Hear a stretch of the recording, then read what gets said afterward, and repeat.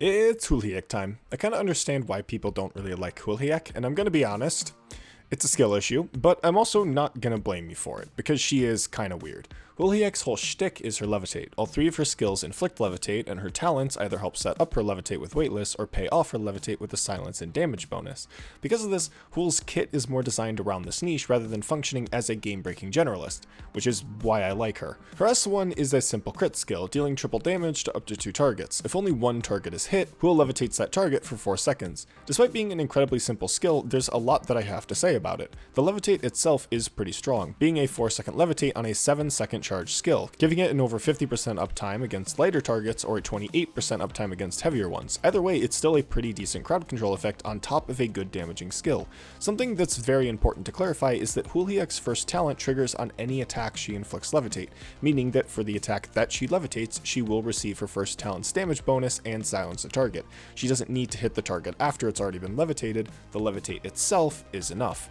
The silence effect, weirdly enough, is applied after damage is dealt. Now this won't matter in 99% of situations, but specifically against enemies with refraction, who gain 70 res unless silenced, Hoolheyak's first attack against them won't ignore the 70 res even though they are silenced. The skill's main drawback is that if there's more than one enemy in range, Hool won't levitate, which means that you're missing out on her talent's damage boost. The thing is that I don't really mind the side effect of her S1. It's a drawback, yeah, but it's also added modality to the skill. There are situations where Hoolheyak is attacking multiple enemies, and levitating them wouldn't really make that much of a difference as they probably would just die anyways. And with her Y module equipped, enemies in range with less than 50% HP suffer a 20% arts fragility, meaning you won't really be losing out on the increased damage. The levitate is also pretty strong in combination with her stored charges. Against a heavier enemy that will resist Hool's levitate even with the weightless, because of her 3 stored charges, her third consecutive skill activation will re-levitate the heavy target, meaning you will get the same overall levitate duration with a heavy target as you would with a light target. The skill is designed for the levitate, that's why you're using Hoolheyak. However, this focus on single targeting isn't exclusive to Hoolheyak's S1. Hoolheyak's S2 and her S3 are similar in that regard. Her S2 is similar to Caster Ami's S2, or for some of the more based among you, Absint's S2, changing her attack mode to multiple weaker attacks that overall increase damage output. Hool's DPS with her S2 is over quadrupled, each attack also having a 15% chance to levitate a target for 1 second, which is about a 77% chance per attack cycle. Hitting that levitate will again boost Hoolheyak's damage output against that target for the hit itself and any subsequent hits against that levitated target. The thing is, each attack is random. Against a swarm of enemies, Hoolheyak's damage output is divided among the crowd. Although no damage is technically lost, no enemy is really dying. You're better off with a splash attacker. But when you only have a single target in Hoolheyak's range, much like her S1, every single hit is hitting its target. This maximizes her DPS and the effectiveness of her levitate. Her S1 and her S2 both have the exact same upsides and downsides. Both excel at bullying a single target with their levitate and damage output, but will struggle in situations where multiple enemies are present. This gives Hoolheyak a weird definition as a duelist caster, being the most effective when she's able to focus on a single elite or leader enemy. Now, this doesn't mean that Hoolheyak is straight up useless against multiple targets. Her S1's damage output against 2 targets is still pretty good. Same thing with her S2. As long as she isn't attacking more than 4 targets, she isn't losing out on any single target DPS that she would have had on her downtime. If her DPS is quadrupled, and she's evenly splitting that DPS among 4 targets, then each target is experiencing 100% of her normal DPS. Now, her levitate won't be as effective, as levitating one enemy doesn't prevent the rest from progressing, but it still works for that short damage bonus. Hoolheyak's S3 is where things get pretty weird though. Her range expands to that of an artilleryman, and her attacks change to firing 3 whirlwinds straight ahead, dealing damage to the first enemy they hit, levitating them for 2.2 seconds. The main gimmick of this skill is that the damage the whirlwinds do is dependent on how far they travel, starting at 280% of her attack and ramping up to 420% at a maximum of 3 tiles. This damage minimum is a bit misleading though, since that's for the 2 tiles adjacent to Hoolheyak, which depending on your orientation of her aren't usually crossed by enemies. More realistically, her S3's damage minimum is about 315% of her attack, the damage for the middle of the tile in front of her. The numbers I'm showing on screen are estimates of the damage modifiers for each tile in Hoolheyak's range. However, damage isn't fixed to these numbers. Instead, damage linearly ramps from the beginning of the first tile to the end of the second, meaning the damage can differ depending on an enemy's location animation within the tile in this range. This ramping only begins after the first tile, so all damage on the 2 tiles adjacent to Hool are fixed at 280%. Confusing numbers aside, Hool's S3 is very reliant on distance for its damage output, as otherwise the skill doesn't compete very well with her S1 or S2. The guaranteed levitates are nice and do serve a good uptime. A guaranteed 2.2 second levitate every 3 seconds is enough to juggle lighter targets, and since Hool's range expands, so does the area of effect of her second talent, inflicting weightless on healthy targets or with her module, fragile on weakened ones. This skill also functions very similarly to her S1 and her S2, where it works the best against isolated targets. Each whirlwind can only hit one enemy, so against swarms, Hool can be quickly overwhelmed due to her increased attack interval.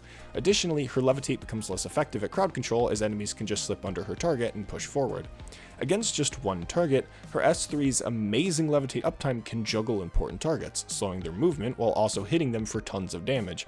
If that enemy has a long enough attack animation, the enemy could even be perma-stunned thanks to the guaranteed high uptime levitate, given they're vulnerable of course. Personally, I'm not a huge fan of Hoolheyak's S3. It's very environmentally dependent because of its damage ramp-up system. Not every stage will have a long straight pathway that Hoolheyak can punish, and even if she can only punish certain types of strong elites or levitate vulnerable leaders. If you use it against enemies that are too close, her DPS is significantly hindered, especially compared to her S1 or S2. If you use it against enemies that are too far, then Hool won't be able to attack them during her downtime, as they'll be out of her natural range. You really need to hit that 3 tile sweet spot. The nature of her firing 3 whirlwinds is interesting, but it's quite difficult to find stages where you have 3 adjacent lanes with tiles that you can deploy Hoolheyak on optimally. It could of course be used for dual lane coverage, given Hoolheyak is on a tile split between those 2 lanes. It's certainly a use case.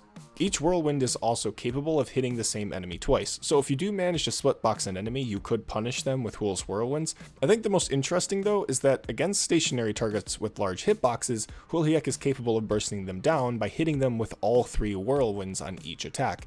It's a janky skill that has many strengths that you can exploit, it's just quite difficult to do so. It's a difficult skill to master, but I can't say that it isn't fun when you do get it to work. Hoolheyak's the first operator I've talked about on this channel with 2 modules, and despite my biases, I find it hard to absolutely say that one is better than the other. I personally prefer her Y module. It upgrades her second talent, increasing her weightless threshold from 80% or more HP to 50% or more HP, and adds an additional 20% arts fragile debuff to enemies below 50% HP. The best part though is the part that every core caster gets with the Y module, the trait change, which gives Hool an additional SP every time she attacks an elite or leader enemy. Could have given me the Y module with no stat or talent changes, and I still would have preferred it to X, simply because the trait change is so goddamn good.